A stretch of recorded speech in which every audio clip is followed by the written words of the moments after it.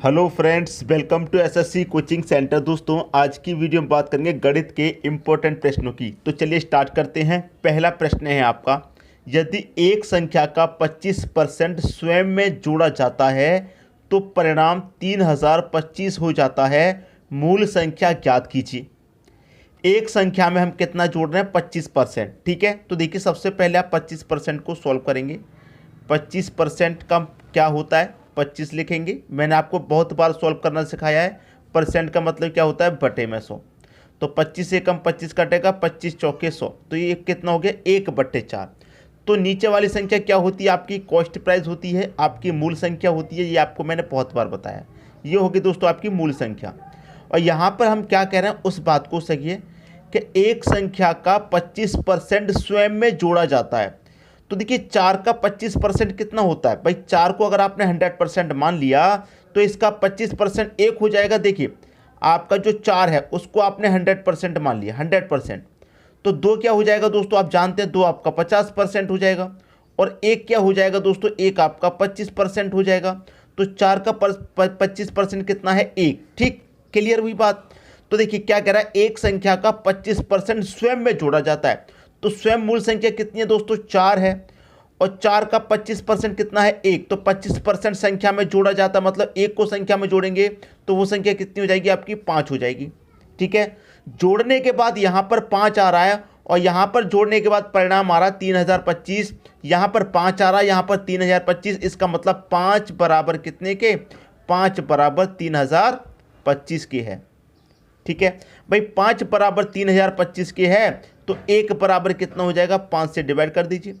5 6 30, 2 में नहीं जाएगा, 0 25 हो जाएगा। 5 5 25, 605 हो गया 1 का मान।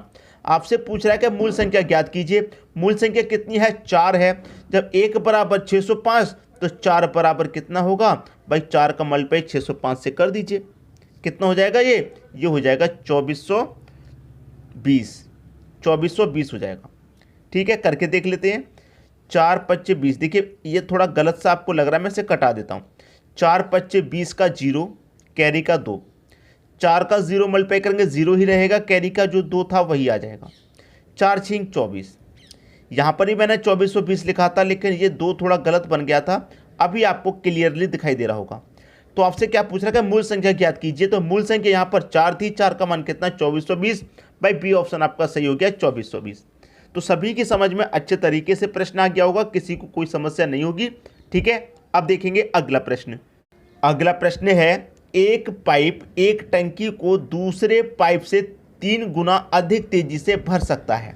आपके पास 2 पाइप हैं, तो मैं दोनों को नाम दे देता हूं ए और बी।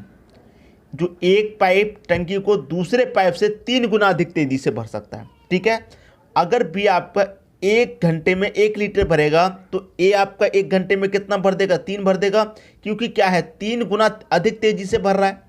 यदि दोनों पाइप एक साथ टंकी को 36 मिनट में भर सकते हैं, भाई दोनों पाइप टंकी को एक साथ 36 मिनट में भर रहे हैं, ये दोनों मिलकर के 1 मिनट में कितना भर रहे हैं दोस्तों? आप कहेंगे 4। भाई बी आपका 1 मिनट में 1 भर रहा है, ए आपका 3 गुना तेजी से 1 मिनट में 3 भरेगा, और दोनों को एक साथ खोल देंगे, दोनों मिलकर के 1 मिनट में 4 भर देंगे। और भरा कितनी है टंकी? 36 मिनट में भरी है। जब 1 मिनट में 4 भरेंगे, टंकी कितनी देर में भरी गई है? 36 मिनट में। तो 36 मिनट में इन्होंने कितना पानी भर दिया होगा? 4 का मल्टीप्लाई 36 से कर दो। 4 6 24 का 4, कैरी का कितना रहेगा? 2। 4 3 का 12, कैरी का 2 14। मतलब दोनों ने मिलकर के 36 मिनट में कितनी बड़ी टंकी भर दी होगी? 144 लीटर की।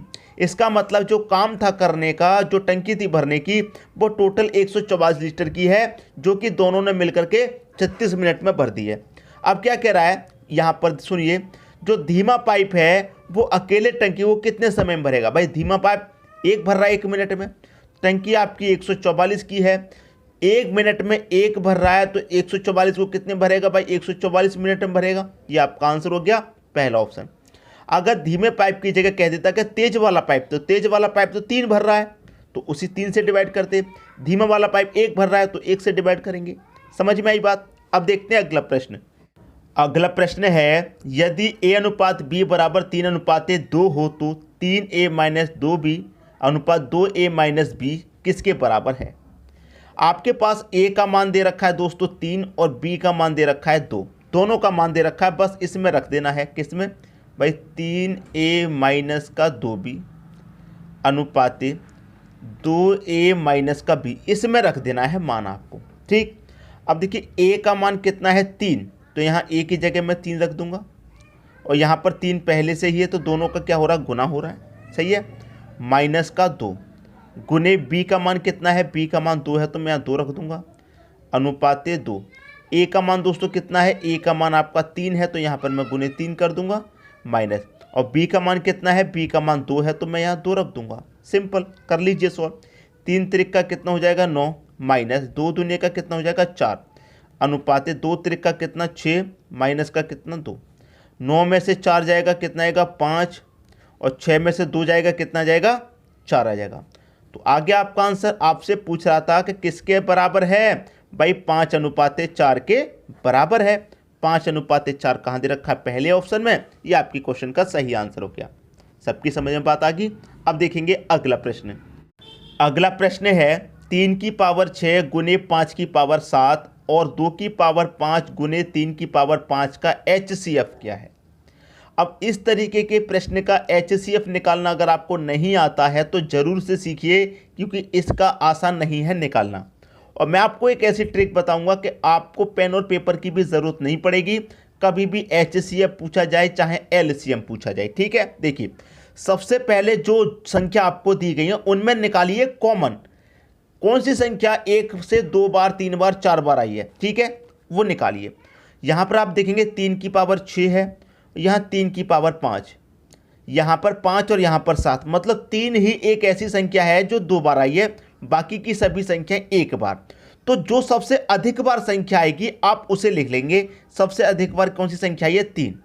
ठीक है, और 3 आई है, 3 यहाँ पर भी है, 3 यहाँ पर लेकिन पावर 6 है, यहाँ पर लेकिन पावर 5। तो जो कम वाली पावर है उसे रखेंगे यहाँ पर हम।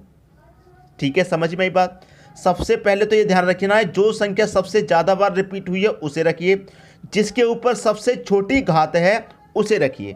ठीक है, अब 3 की पावर 5 का मतलब क्या है? 3 का मल्टीप्लाई 5 बार।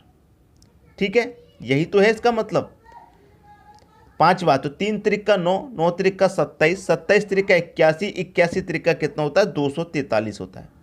तो आपका जो HCF है वो कितना है? 243। बी ऑप्शन सही हो गया। ये हो गया आपका HCF।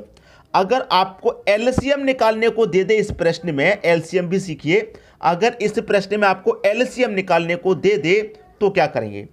तो इसका मतलब ये है 3 देखिए 2 बार आया है, चाहे 4 बार आ जाए चाहे 5 बार आ जाए, कोई संख्या उससे कोई मतलब नहीं है। संख्या कितनी है बस ये देखिए। देखिए यहाँ पर क्या संख्या है आपको? 3 की पावर 6, 3 की पावर 5। सबसे पहले छोटी से स्टार्ट कर लीजिए। 2 की पावर 5 में यहाँ पर ले लेता हूँ। ठीक है, 2 की पावर 5 यहाँ पर ले लिया। उसके बाद मैं क्या करूँगा? देखिए 3, 2 के बाद में तो बड़ी संख्या 3 है, 3 की पावर 6, 3 की पावर 5। तो मैं क्या करूँगा?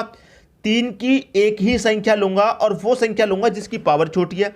जिस तरीके से मैंने यहाँ पर 3 लिया पावर छोटी वाला, उस तरीके से मैं 3 लूँगा जिसकी पावर छोटी है वो, गुने 5 की पावर 7 है, 5 की पावर 7 ले लूँगा। मतलब एक ही बार संख्या रखनी है।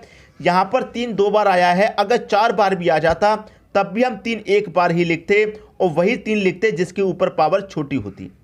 चाहे 5 कितनी बार भी आ जाता हम एक बार ही लिखते, वो लिखते जिसके ऊपर पावर छोटी होती। समझ में आ रही है बात? यही हो गया दोस्तों आपका LCM। क्लियर? तो HCF भी निकल गया, LCM भी निकल गया और आपको अच्छे से समझ में भी आ गया। ठीक है, अब देखते हैं अगला प्रश्न। अगला प्रश्न है यदि x प्लस 1/x बराबर 2 तब x की पावर 4 प्लस 1/x की पावर 4 का मान है। देखिए ये प्रश्न अलजेब्रा का है और यहाँ पर क्या दे रखा है? 2। मैंने अलजेब्रा का प्लेलिस्ट अलग से बनाया है। प्लेलिस्ट देखिए अलजेब्रा का, सारे डाउट क्लियर हो जाएंगे और अच्छे तरीके से भी समझ में आएगा। मैंने उसमें बताया है कि जब कभी यहाँ पर 2 हो तो आपको क्या करना है? x = 1 मान लेना है हमेशा। ठीक है, यहाँ चाहे कुछ भी संख्या, उससे कोई मतलब नहीं, कितनी भी पावर हो कोई मतलब नहीं। अगर यहाँ पर 2 दे रखा है तो x = 1 मान लीजिए। आपने x = 1 मान लिया। अब x के उल्टे 1 है तो आप x की जगह पर 1 रख देंगे, प्लस ऊपर 1 है, x की जगह पर नीचे भी 1 रखेंगे। तो 1 + 1 कितना हो जाएगा भाई, 2 ही तो हो जाएगा, 2 के बराबर ही तो है। तो यहाँ पर x की जगह 1 रखेंगे, 1 की पावर चाहे कितनी भी हो मान 1 ही रहेगा। 1 x के ऊपर कितनी पावर है कोई मतलब नहीं, जब x का मान आपका 1 है तो 1 के ऊपर कितनी भी पावर हो 1 ही रहेगा मान। तो यहाँ पर ही 1 + 1 कितना हो जाएगा, यहाँ पर भी आंसर आपका 2 आ जाएगा, पहला ऑप्शन सही। तो समझ में आ गई बात। अगर आपको अलजेब्रा के और वीडियोस देखने हैं तो हमारे चैनल की प्लेलिस्ट में जाइए, अलजेब्रा की प्लेलिस्ट देखिए, सब कुछ समझ में आएगा। ठीक है, अब देखेंगे अगला प्रश्न। अगला प्रश्न है, यदि 5 2 n 1 9 से विभाज्य है तो n का मान है, 9 से विभाज्य है। भाई देखिए 9 से कौन सी संख्या विभाज्य होगी जो 9 के मल्टीपल में आती हो, जैसे कि 9 18 9 त्रिका 27 36 45। ठीक है, जो 9 के मल्टीपल में आ रही है वही तो संख्या 9 से डिवाइड होंगी। अब यहाँ पर जो संख्या दे रखी है उसे ले लीजिए। क्या क्या संख्या आपके पास, 5 प्लस का 2, ठीक है, प्लस का n छोड़ देता हूँ मैं, 1 ले लेता हूँ, प्लस का मैंने 1 ले लिया। ठीक है, अब देखिए यहाँ पर मैं सबको जोड़ूँ तो कितना होगा, 5 और 2 7, 7 और 1 8, सभी का योग 8 हो गया n को छोड़ करके। तो मुझे n का मान निकालना है, n की जगह मैं ऐसी कौन सी संख्या रखूं कि संख्या रखने पर वो 9 से विभाज्य हो जाए।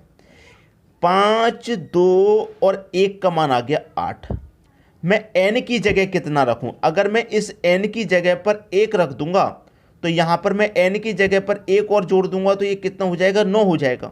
ठीक है, 9 हो जाएगा, और 9 हमारा क्या होगा, 9 से पूरी तरह विभाज्य हो जाएगा। तो n का मान कितना आ जाएगा भाई, n का मान 1 आ जाएगा, पहला ऑप्शन सही हो गया।